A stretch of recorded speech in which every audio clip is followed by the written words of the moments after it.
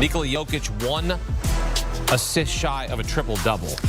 Anthony Davis went for 33. LeBron went for 26.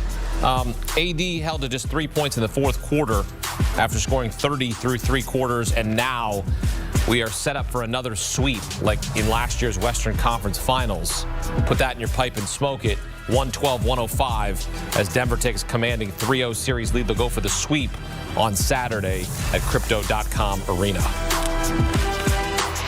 Get some instant analysis. Welcome in CBS Sports NBA writer Sam Quinn. Sam, this is what Denver does best, right? They absorb a run. They execute in transition, defensively, offensive rebounding. They just suffocate you. And we saw that in the third quarter of this game when they outscored the Lakers 34-22. What did you see from Denver in this game as they take a 3-0 series lead? Yeah, it's 3 games in a row now, right? I mean, I think in the 3 games in this series, Denver has won the second half by 43 combined points. 2 things really stood out to me from this game. The first is on the glass. Denver's starting front court of Michael Porter, Nikola Jokic, and Aaron Gordon had 40 rebounds. The Lakers as a team had 38. This is one of the few teams in the entire NBA that the Lakers can't physically bully. And when you can't physically bully a team and you can't make threes, it's really hard to beat them. The other really important factor to me here is take a look at how the stars played versus how the role players played. LeBron, AD, and Austin Reeves had 81 points. The rest of the Laker team had 24. Denver balances its offense out. Everybody contributes. It seems like every time the Lakers and the Nuggets play, it becomes either 2-on-5 or sometimes Austin Reeves joins the party and it's 3-on-5. But on the one hand here, we have a star duo, and on the other hand, we have a full championship caliber team. And as we've seen 11 times in a row right now, 5 beats 3. Sam, what chances are you giving the Lakers to win a game and make this perhaps a gentleman's sweep? You know, I look back at the way that Miami beat Boston the other night. It does kind of show us that even the biggest underdogs in a single game setting in the NBA can steal a game. The difference is the Heat did that by making a million threes.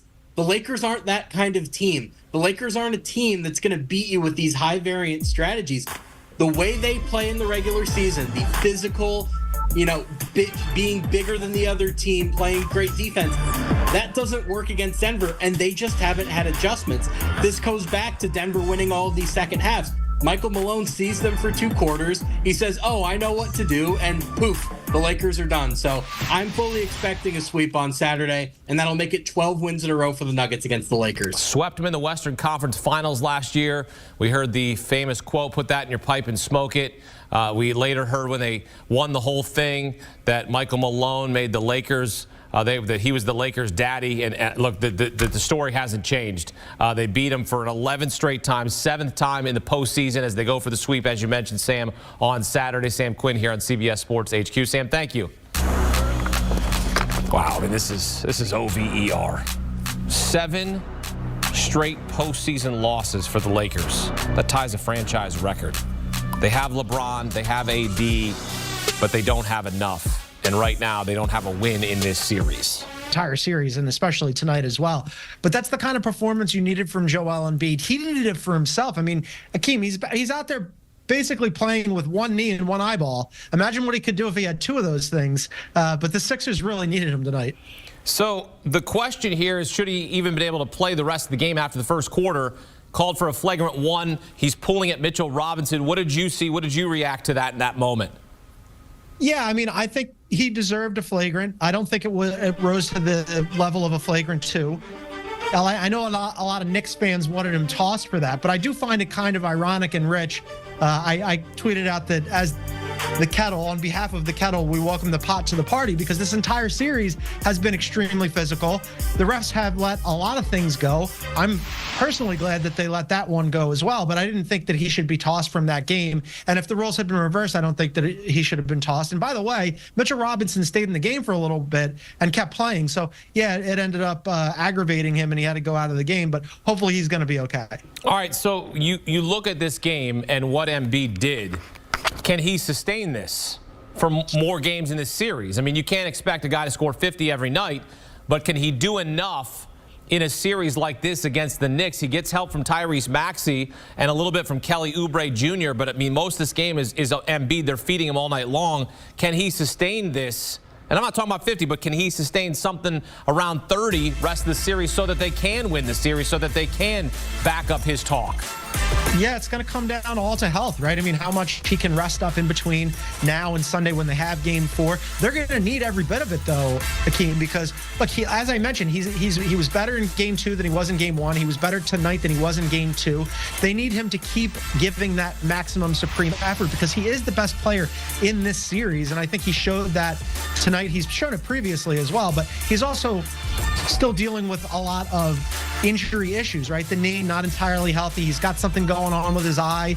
But for everybody who has said previously that Joel Embiid needed to step up in the playoffs, this was his greatest playoff performance at a time when he's not completely healthy against a rival that they haven't faced in the playoffs since 1989. A heated rivalry despite all that. So yeah, I mean, he's been absolutely unbelievable. And yeah, if they want to climb back into the series and even it up, they're going to need him to continue to be. The game was won in the third quarter. It was 43-27 was the third quarter score. The deficit there for New York to climb out of was just too great. What did you see in that third quarter as the difference? Going into the half, I thought, man, this feels a little bit like Game 2 where the Knicks have a little bit of momentum, and the Knicks have been so amazing closing out games. They did it in the first 2 games of the series against the Sixers, and they did it in that final regular season game against the Bulls team. They really had no business giving them a game, but the Knicks prevailed in overtime. And I thought, oh, man, I wonder how the Sixers are going to react to that. Well, how they reacted was Embiid and Maxey came out and said, not tonight, not Game 3, not the first game in Philadelphia. And the two of them together, especially Embiid, obviously, but also Tyrese Maxey, really put that team, the Sixers and the series, on their back and said, we're not going to go down 0-3. We absolutely have to have this game. And they came out like gangbusters. And you're right, that was without a doubt the difference, because the Knicks are scrappy, they're aggravating, they frustrate you. Fourth quarter, it looked like the Sixers were going to run away with it, and instead here come the Knicks. So the Sixers really needed that advantage that they padded in the score column in the third quarter so that they could close it out and pick up a game and a win here. Make me believe that the 76ers are going to win Game 4 and even this up. You're asking a Philadelphian who's been watching Philadelphia sports his entire life to make you believe? You have come to the wrong person, my friend. I will only tell you that I think that the Sixers will compete. It's been a really hard-fought series. These two teams are incredibly evenly matched. I am not going to pull a Joel Embiid or anybody else who guarantees victory for a Philadelphia sports team, but I do think that they'll give maximum effort, and then we'll see how it happens. All right. I was hoping you were going to give me, like, you were cut me a promo there. Like a WWE promo. No. And give me something like, win one for the Gipper or something like that. Joel Embiid. It would be great if they won one for anybody in Philadelphia. That's true. Joel Embiid said we're going to win this series. Well, they got one. They need 3 more to win the series, and they cut into the deficit as Joel Embiid goes for 50. John Gonzalez breaking it down for us here on CBS Sports HQ. A 50-piece for Joel Embiid. That's the 4th most points in a playoff game in 76ers franchise history. The other 3 by a guy named Allen Iverson. I mean, that's incredible. Joel Embiid, the same sentence as Michael Jordan, Allen Iverson, and now the sentence is well, the sentence would be it's going to be a sweep, but now it's not going to be because now the 76ers